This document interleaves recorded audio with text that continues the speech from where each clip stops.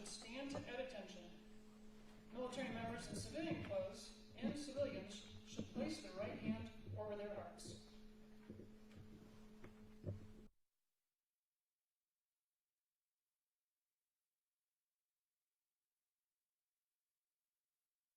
Party, the playing of the national anthem, and remain standing for the invocation by Father Phil Llanos.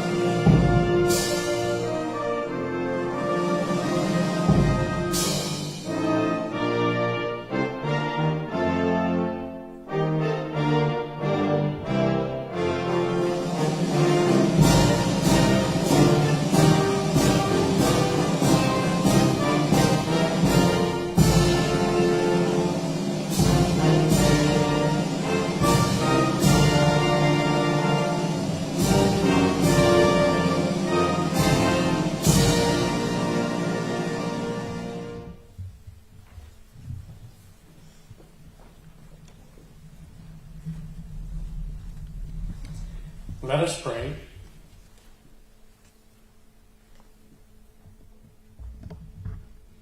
Gracious God, we gather today on the occasion of Dr. Eileen Bjorkman's retirement. We are thankful for all of the blessings you have given to her and to the Air Force during her time of active duty. She's been a blessing to all those she served with in her civilian career and to us here at Edwards. We have gained from her time and service with us. We ask your continued blessings upon her and her family as they close this chapter in their lives and begin a new chapter in retirement and their family life. May the Lord continue to bless and watch over them. We ask this in your name. Amen.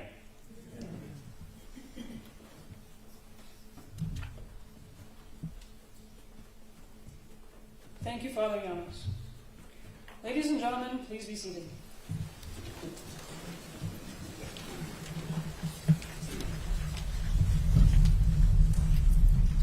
Please join me in extending a very special welcome to Dr. Bjorkman's sisters, Ms. Maureen Skamerza, and attending virtually, Ms. Kelly Mercier.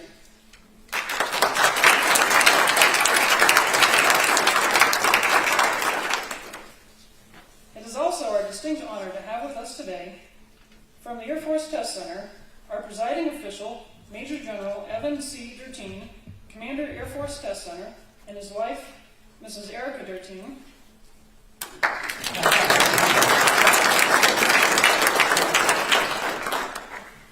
Mr. John M. Grigalunas, Technical Advisor, Air Force Test Center. Colonel Grant A. Mizell, Deputy Commander, Air Force Test Center.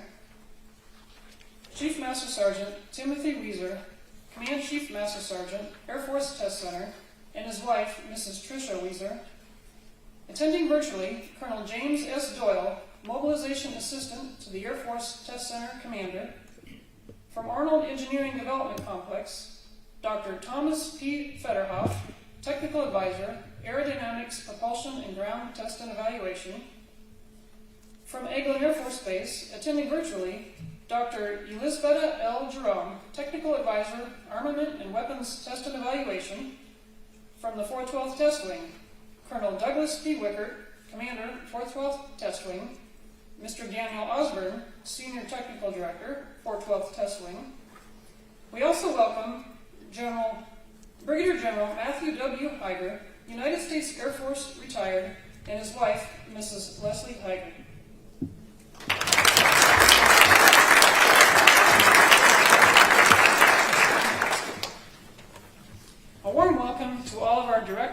group, and squadron commanders, and to you, Dr. Bjorkman's friends and coworkers. Thank you for joining us today. Ladies and gentlemen, it is my pleasure to introduce our presiding official, Major General Evan C. Dertine.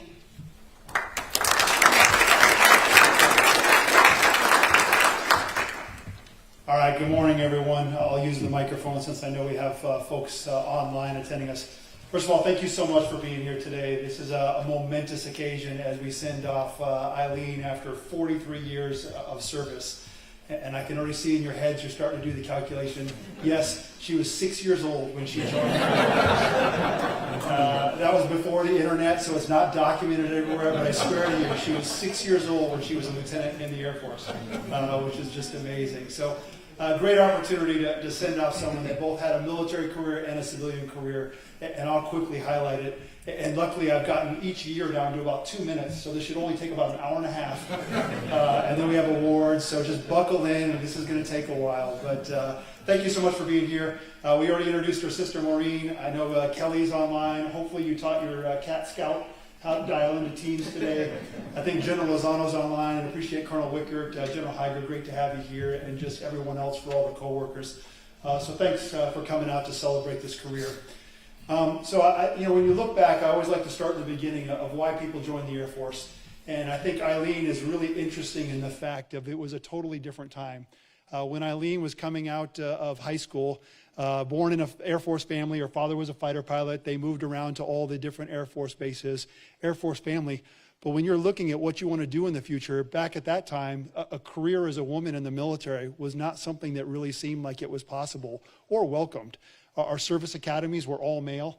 Most of the combat positions were not open to females, so it wasn't really, what we have today for the Air Force. So Eileen went off to the University of Washington, got her computer science degree, and was a programmer. But things changed over time. So in the 70s, they started admitting women to the academy, and more open to career fields in the engagement that we have today. So lucky for us, after she was a programmer, she ended up kind of going, hey, maybe there is options for me to go in the Air Force, and met with the recruiter. And somehow she said it went quicker than she expected, and she was signed the dotted line, and she was off. But really, it was an opportunity for the Air Force because we wanted to increase our engineering expertise. We had kind of atrophied and said we pushed it all to the contractors, and then we realized, hey, we really need to bring some of this back in-house.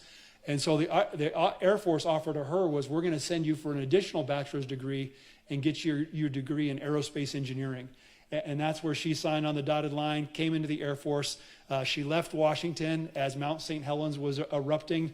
As she's leaving the state, there's clouds everywhere. She goes off to OTS and then goes to AFIT for the Air Force Institute of Technology, where she got her second degree in aerospace engineering. And I will say her career-defining moment came while she was a student at AFIT there, because she didn't know exactly what she was going to do in the Air Force, but she always had a passion for flying based on the family adventures with flying. But she heard about test pilot school. And she heard in the fact that you could actually fly fighter aircraft if you were an engineer at test pilot school. And that became her number one priority. So she was able to graduate with her degree there, go down to Holloman Air Force Base, and what is now our GPS test squadron, back then was our INS test squadron. And I'm sure at that time there were probably little hamsters running around in there with dry erase boards that kept track of navigation. But Eileen made it work. She did INS testing for a couple years. For those of you that remember a C-141, they would bring a C-141 in, load the INSs on there, fly them all around the country to make sure that the INSs still had precise navigation, and that was their test mission. But she applied to test pilot school, and most people don't get in their first or sometimes even second try. She was able to get in her first try, but also signed up to get her master's in cooperation with AFIT. So she went off to AFIT, did some master's courses, and then came to test pilot school as a student there. So, and that's where she got the opportunity. Before Air Force had opened fighter aircraft to women, Eileen was already flying in the back of F-4s, F-16s, and all the different things as an engineer. And something I didn't realize till I was just talking to Eileen, if you've driven by the museum this week, they've moved the F-4 from in front of the sport facility over to the museum now. The F-4 is in the parking lot. And if you look at the back seat of that F-4, it's one that Eileen used to fly, and her name is on that aircraft. And they just had that. So for those that come to the reception afterwards, you'll notice a new plane in the parking lot there, and Doc B's name is on the back of that. So into test pilot school, which was her dream. She's like, hey, this is exactly what I wanted to do. Got a chance, I think you said, to fly all the teen fighters, F-14, F-18, F-16, all the different things there, which was great. And she knew that's what she wanted to do the rest of her career. But she had accomplished that goal. So as I go through kind of the other things, for her it was, hey, that sounds interesting. I'll go do that. And so she's kind of all over the place in different jobs, which is not a traditional career. But ultimately, it gave her the broadening in the skill set for what she does for the test center, which is airworthiness approval of aircraft, network certifications, mentoring folks, and taking care of our civilian personnel matters. And all the things she does is really a benefit of the career she had. So after test pilot school, went to the F-16 CTF, helped do lantern testing. That's our low altitude IR tactical navigation pod that was really critical back in the 80s. And early 90s of how we were going to do war with Russia. She helped develop that and then was brought back onto the staff at test pilot school to be an instructor. Loved that, loved being around the flying mission. I think one of the unique things that stands out there was the Commandant asked her to put in the first network. We think this might be the first network that was put in at Edwards Air Force Base, but this was before the internet, before the network. And what's amazing about the story is a lot of people there was like, we don't need a network. You should walk down the street and talk to people, and the network is going to be the end of civil society. And there were people that were actively sabotaging her, trying to put in this network that the Commandant realized this is a way we can share information. This is a way as a test pilot school we can be on the leading edge of technology. And so Eileen had no idea how to do it. She started looking at those DigiKey magazines and like, I think I need a router, and how will I connect this up? And she built the very first network at test pilot school to go on that. And I'm happy to say it's still in use today. We haven't advanced beyond that. So I know that'll be one of the modernization things for test pilot school, is to upgrade Eileen's network, because it's at its capacity. But really ahead of your time, because I know when I came in the Air Force in the 90s, there was no internet, there was no websites, and you just look at the nation we have now on that side. So from there, off to school. So for a lot of her, I'm sorry, I apologize, C-17. So she went off to the program office. So that was the typical career track back then. You do kind of 2 test assignments, and then you go off to a program office. She went off to the C-17 program office, and then quickly came back and was the liaison here at Edwards Air Force Base. And she was on the very first mission of the C-17, looking at the strip charts as an engineer as it took off out of Long Beach on its first flight.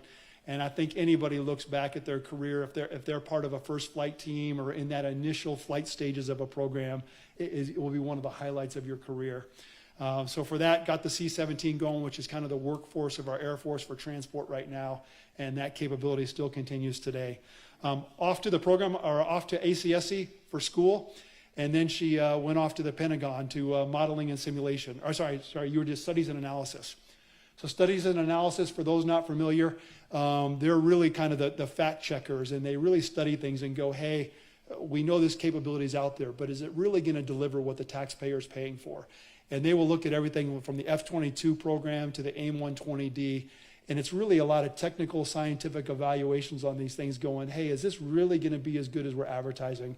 Is it really going to integrate with all our other capabilities and deliver the effects? And it really gave Eileen some broadening about the overall Air Force and how we employ, and really the technical skills to look at something and just apply technical rigor to different programs. And she still uses that today as our executive director. From there, brought her back into test to go down to Holloman. By then it was the GPS test squadron, and we also had the rocket sled track.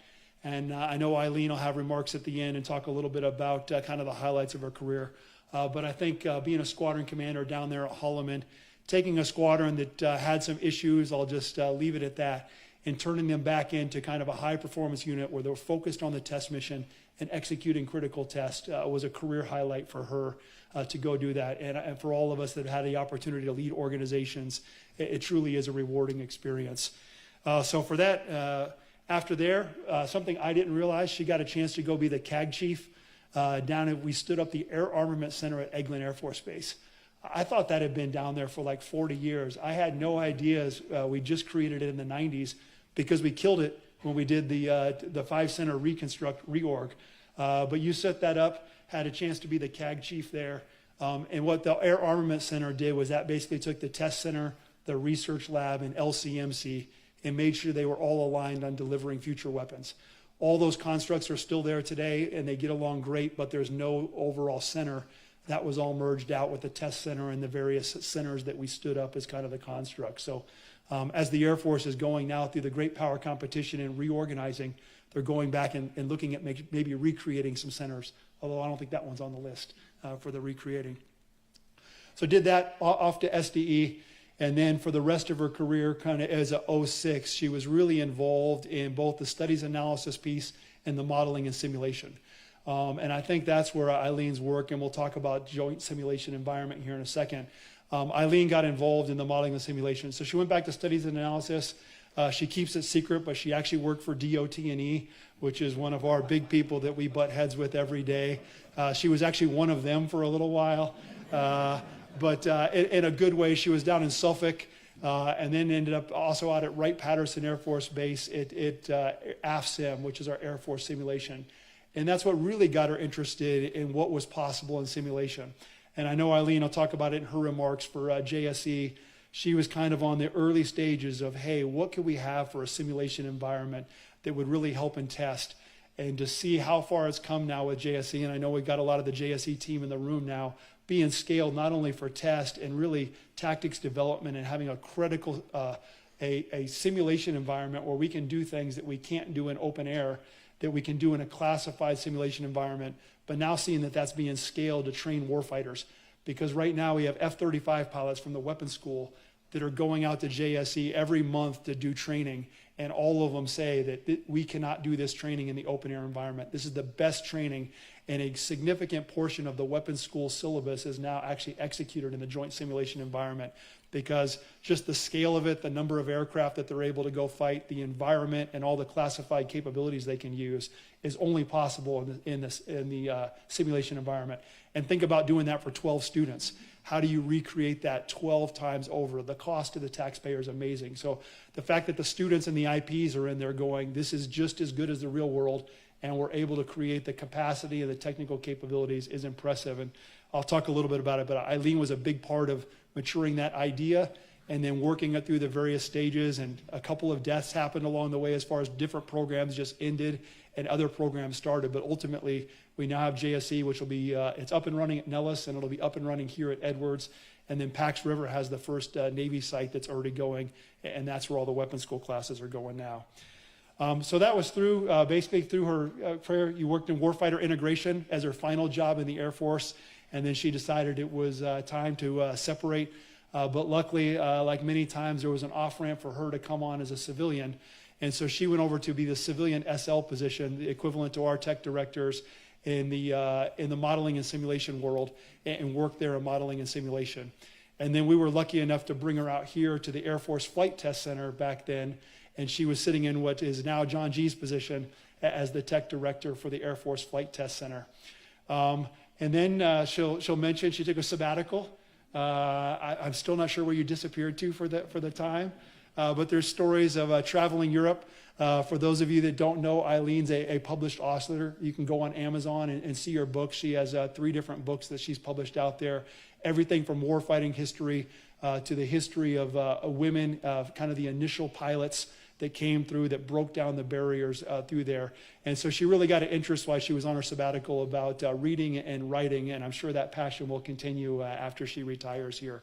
But she came back into civil service, lucky enough for us, and through multiple jobs. So A36 at Wright-Patterson Air Force Base was an SES there, then moved up to probably one of her toughest jobs, which was our resourcing in A8 in the Air Force. And you're literally going into meetings and moving around billions of dollars. And when you start thinking about how many millions of dollars that is, and just a quick conversation, yeah, we can cover that bill. We'll just take $500 million from here and move $1 billion there. The level of Air Force impact you have on what capabilities die and what capabilities continue to get funding is pretty impressive. So I know that's one of the career highlights she looks back on. And then she moved over to be the deputy TE. So for Air Force test and evaluation, most people in the Pentagon don't understand the importance of what the test community does, how we mature capabilities, how when things come to us, they don't work, they're not ready for the warfighter, and how through our entire team here at Edwards and Eglin and Arnold, we get things ready for the warfighter to be combat credibility. In Air Force TE, they basically explain that. They walk around the hallways, they engage with folks, they explain how important test infrastructure is and how important it is to be able to test and mature capabilities. Otherwise, we're giving our young sons and daughters equipment that's not going to work in battle, and that's not what we want. So she was a tireless advocate there, engaging with members of the Pentagon, which made her the perfect person to come to this job here as the executive director. So the medals I'm going to talk about in the letter we'll read here, we'll kind of talk about some of her duties, but I can just tell you the diversity of what she's doing. And when I look in the room here, I can kind of think about all her different roles. Some of you over here, because Eileen mentored you at some point through your career as far as civilian developmental education, but whether it's airworthiness, ATOs, all the things she does as the executive director of the test center, she just has an incredibly diverse portfolio. And I didn't count today, but we divided up her duties while we have this gap until we can get a new executive director. And I think we've divided up among 12 different people. And I think I'm 3 of those people that will... So I got to start studying tonight because I have no idea that some of the stuff I just became responsible for. But it's been an absolutely amazing career for there. And I think it shows, and for those of you that had a chance to sit in, Eileen did a mentoring session a couple weeks ago. We have a monthly session where we all get together and we bring someone in to talk. Was just kind of, she went with what sounded interesting. And I think if you looked at her career path and you told someone, well, this is the blueprint of what you should do, it might not work out the same, because Eileen just went to jobs that she found interesting.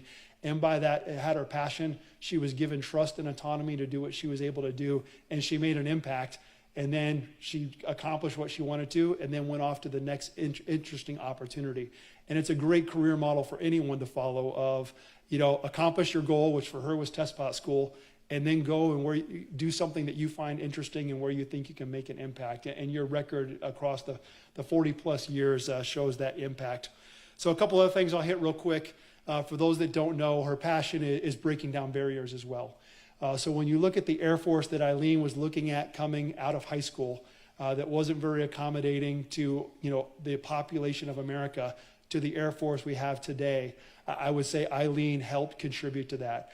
Breaking down barriers, getting out there and mentoring folks.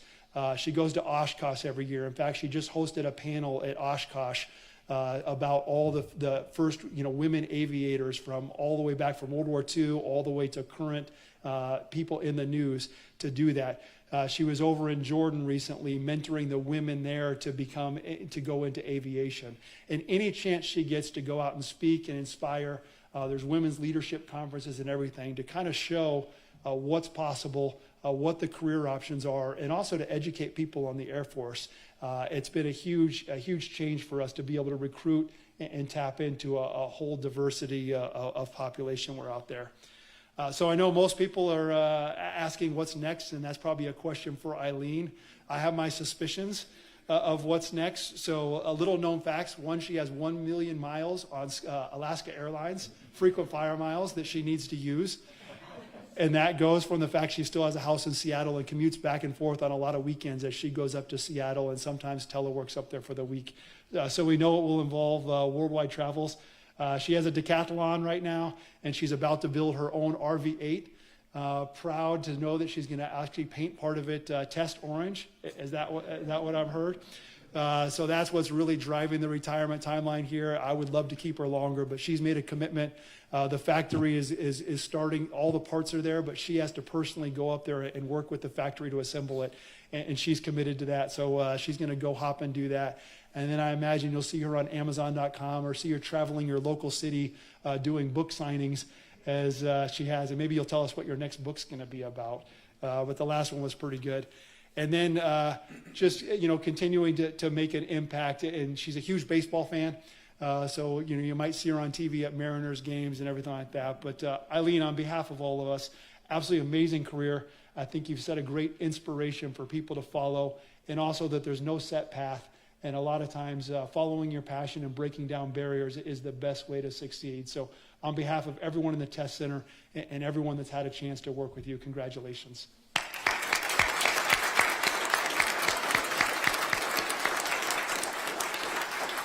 All right, so one thing I forgot to do was obviously all this doesn't happen, a lot of work behind the scenes. So from our PA team that's helping us transmit to everyone online, thank you so much for supporting this and getting this on YouTube. To the LTs, Tess, Jen, everyone that helped pull this together today, thank you so much, appreciate it. And this is a great way to send off. And now I know the cover story has been that the Thunderbirds are here practicing this week, but all 10 shows that they're doing this week are because of Doc Bjorkman's retirement. So the only civilian in Air Force history that has had 10 Thunderbird shows dedicated to her. So congrats on reaching that milestone. I don't think anybody will top it. And we'll turn this back over to Jen. Congrats, Eileen.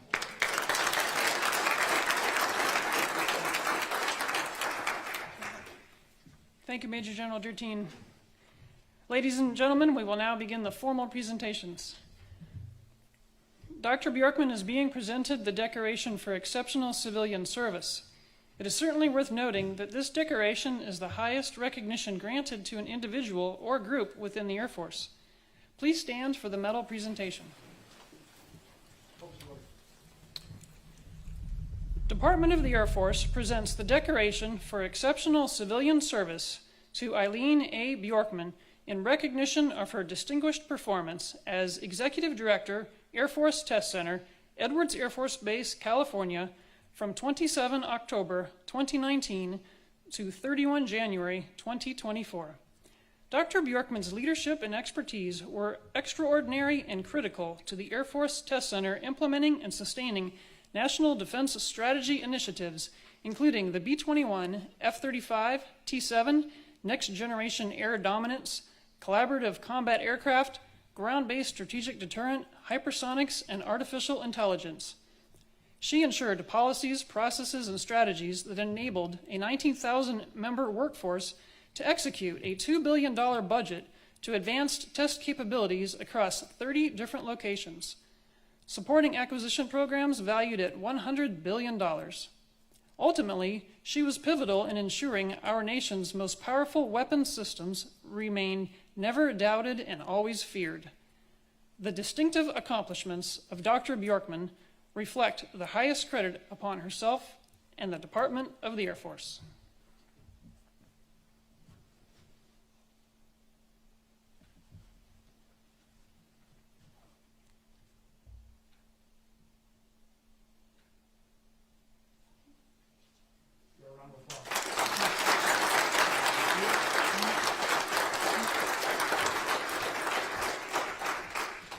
Ladies and gentlemen, please be seated for the remaining presentations.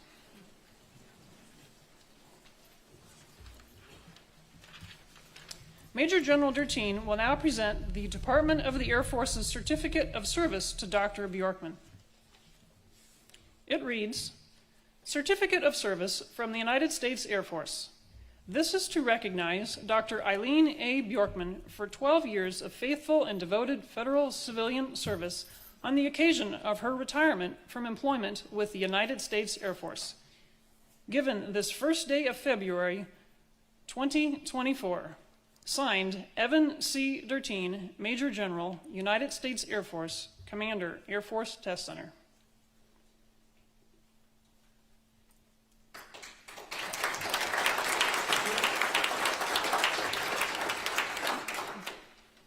Additionally, we have a letter from the Air Force Test Center Commander.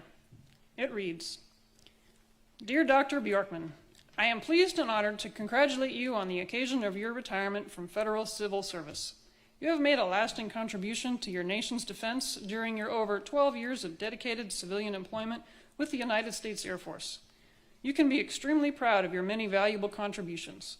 Your decisive leadership and technical know-how as Air Force Test Center Executive Director made a lasting impact on the implementation and sustainment of national defense strategy initiatives, including the B-21, F-35, T-7, Next Generation Air Dominance, Collaborative Combat Aircraft, Ground-Based Strategic Deterrent, Hypersonics, Artificial Intelligence, and other classified programs. Moreover, your unceasing efforts to ensure the dominance of our nation's superlative weapons systems will resonate for years to come. Finally, your selfless advocacy to champion the empowerment of women aviators in America and around the world is noteworthy. Your service to this great nation has been invaluable. Thank you for your many years of dedicated service. I am proud to have served with you. On behalf of a grateful America, and especially the men and women of the Air Force Test Center, thank you for your devoted service to America. Erica joins me in wishing you a happy and successful future. Sincerely, Evan C. Derteen, Major General, United States Air Force.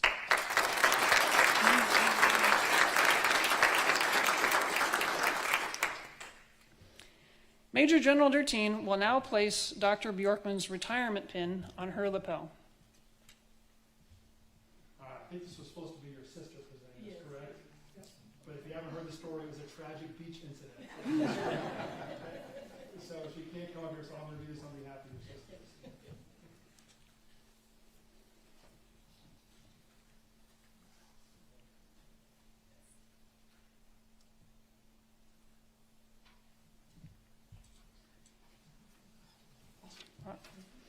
Thank you, Major General Derteen. You may now be seated.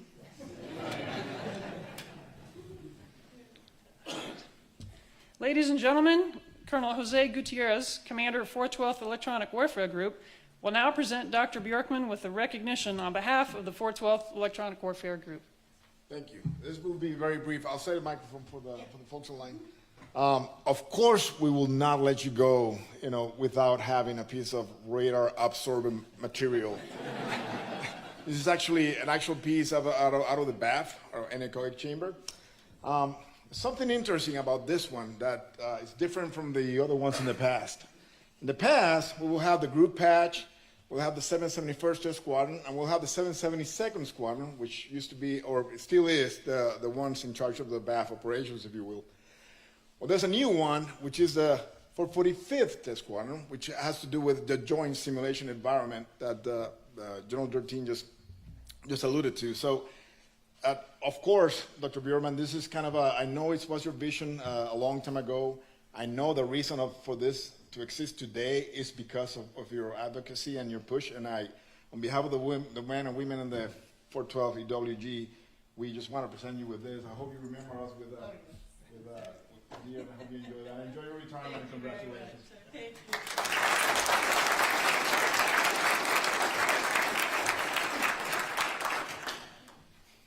Thank you, Colonel Gutierrez.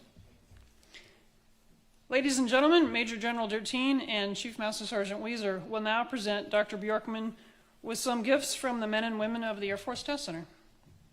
All right, so we got a couple here. I'll try to use the microphone. So first of all, unfortunately, the folks from Eglin couldn't attend today, but they wanted to send a gift and thank you on behalf of everything you do to support those efforts. Knowing that you're an avid reader and novelist, it's 96 Test Wing bookends. So crystal things that she can use on her bookcase to frame the collection of future books you will write. Okay, thank you. Very nice, thank you very much.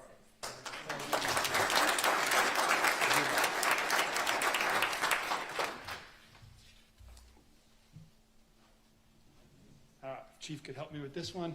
So I could have you hold up. So on behalf of all the men and women from the Test Center, especially the headquarters team, I just wanted to thank you.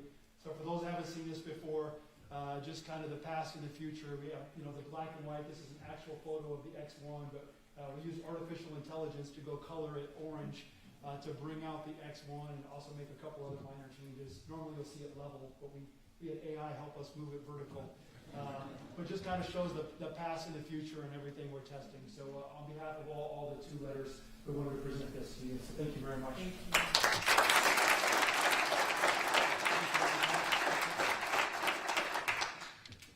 All right, and then finally, hold this one back here. Got it. So one of the things that's changed since Eileen was in the military is we changed our uniforms.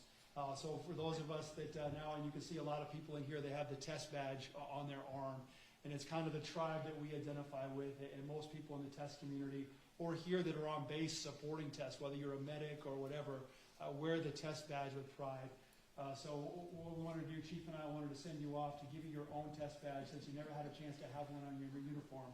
So we had this created to give you your own test bed for your wall, and Chief and I both put a note on the back. So.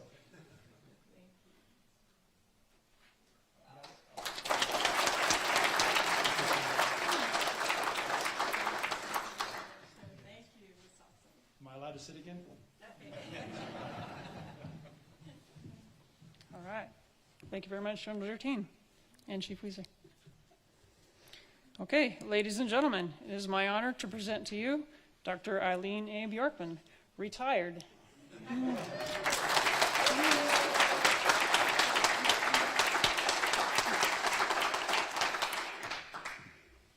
Well, thank you, Jennifer. So thank you for doing this. Thank you, everybody, for coming today. And I give a few thanks here to start with. So I'm not sure exactly who all's out in virtual land, but thank you for tuning in, and everybody that's made their way here today, especially those who traveled, Matt Hiker and Leslie. So and many thanks to everybody who helped put together the ceremony, starting with Lieutenant Rivera Bruno, where are you? I saw you in the back there. So yeah. Oh, there you are. Yeah. So yeah, the main Stuckey on this.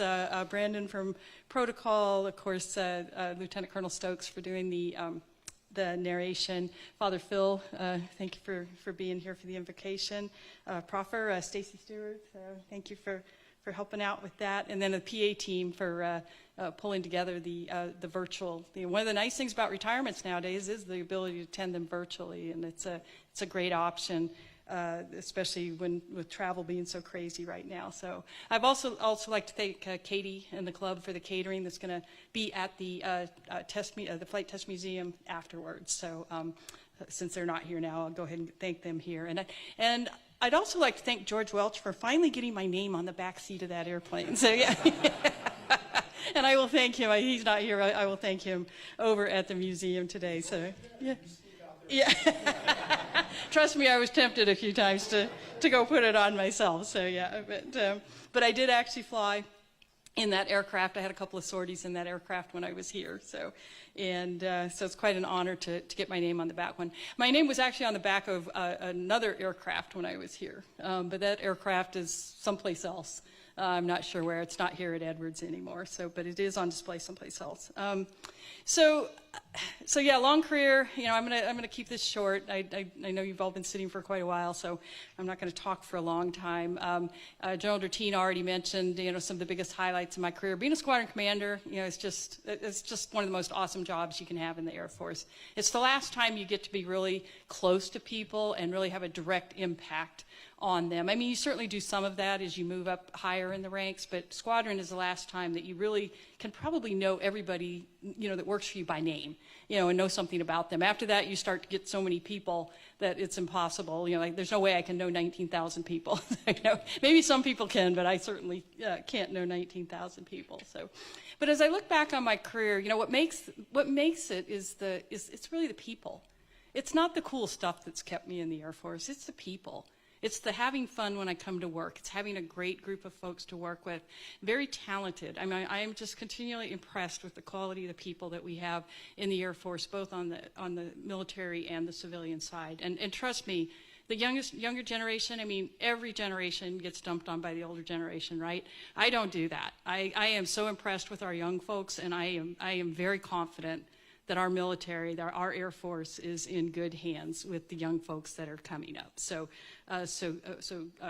Godspeed to all of you. I think you're gonna make us all proud. So, I do want to talk about just two examples in my career that I think kind of reflect both a big thing and a little thing where I was able to make a difference. So, and in one of those, in the big thing, I was just a small part of making that thing happen.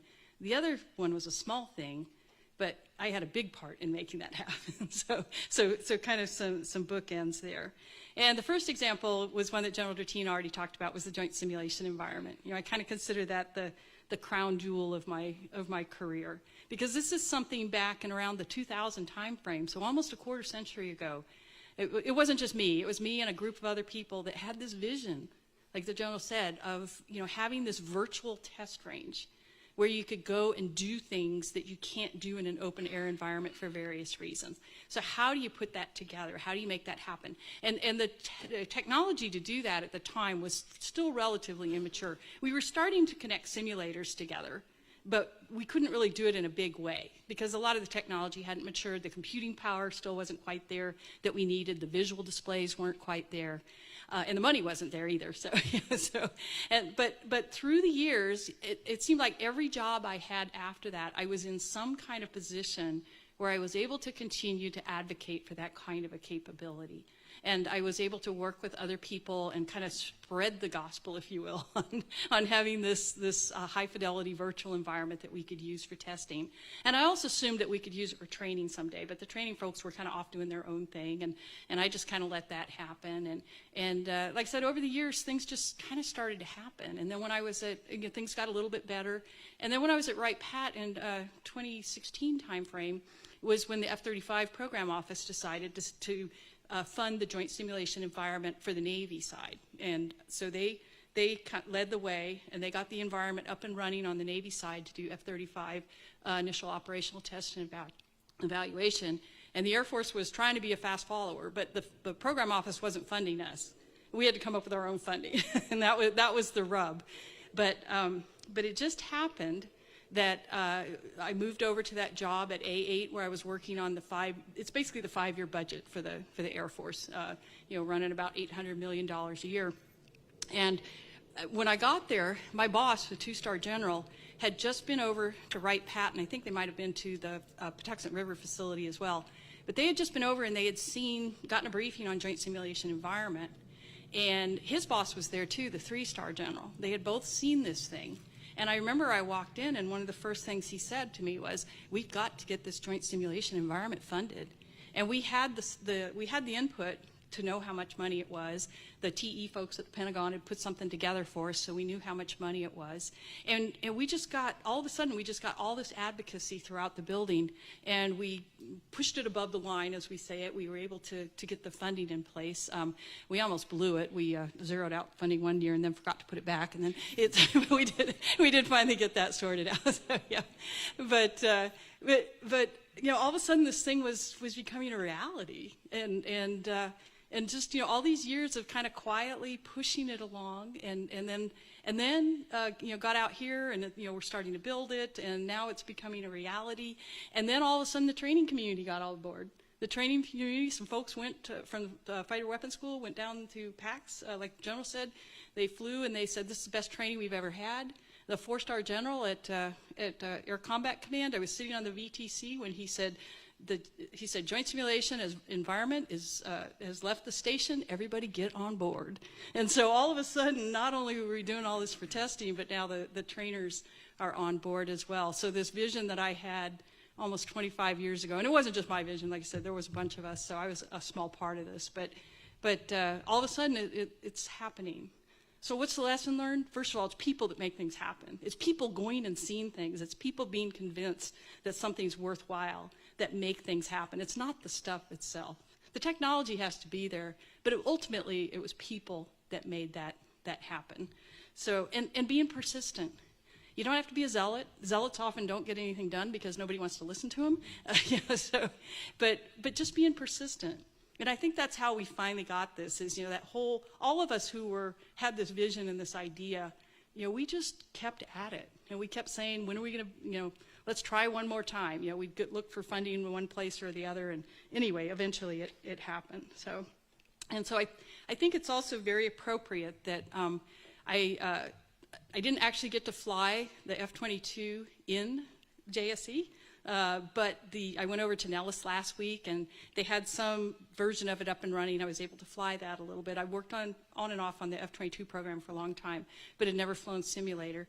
But I went over to the F-22, the high-fidelity simulator that they use for their training, and I got to fly that for about 45 minutes. John G. was there, too, so yeah.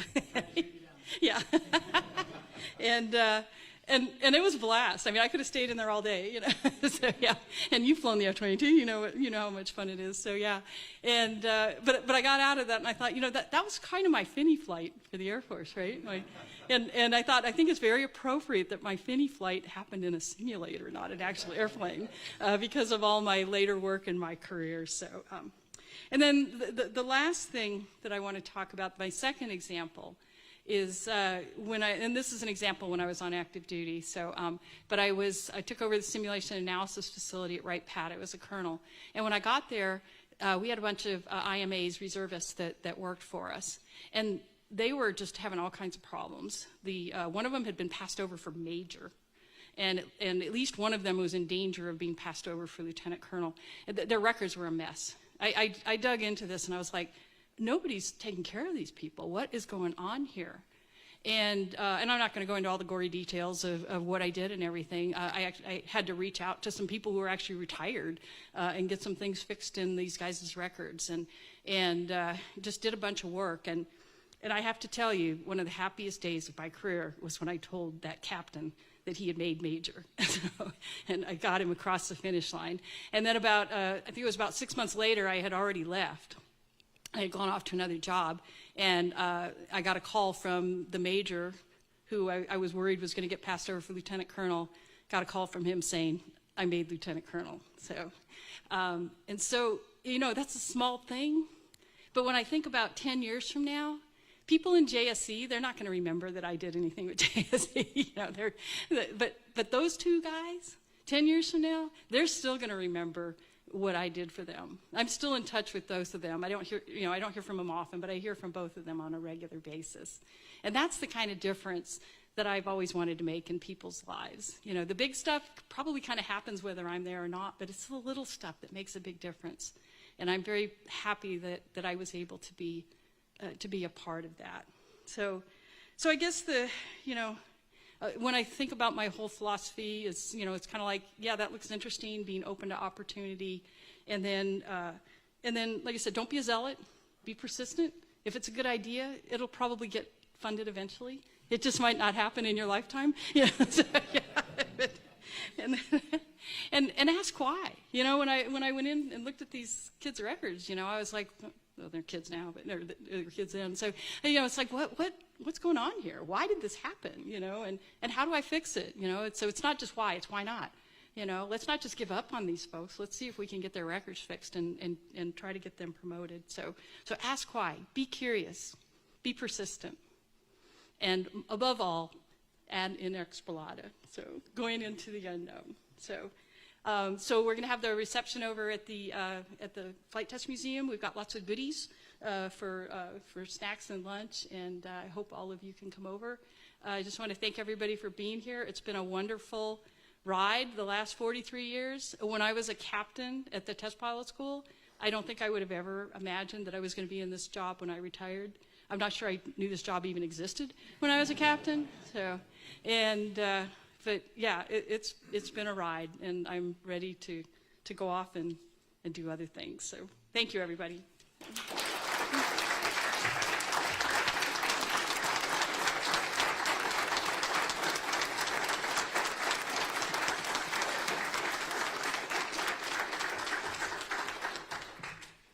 Thank you, Dr. Bjorkman.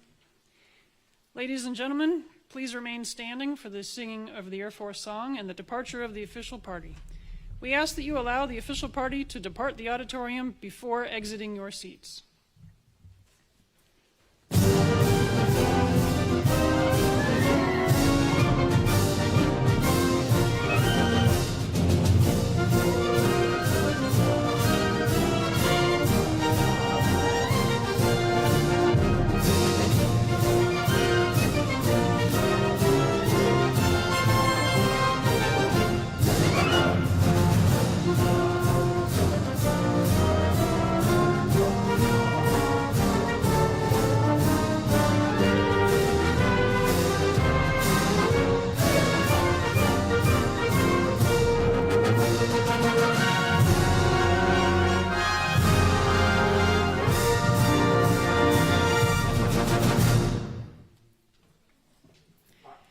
Ladies and gentlemen, this concludes today's ceremony. On behalf of Major General Dertine, we thank you for attending.